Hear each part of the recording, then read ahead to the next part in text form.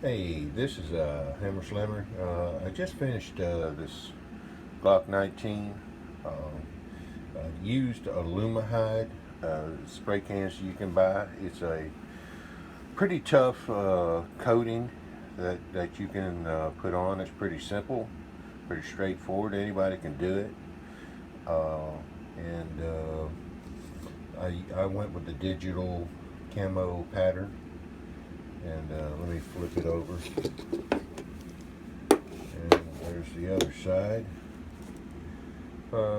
Anyway, I thought I'd share that with you. And I'd like to say thank you. Like, subscribe.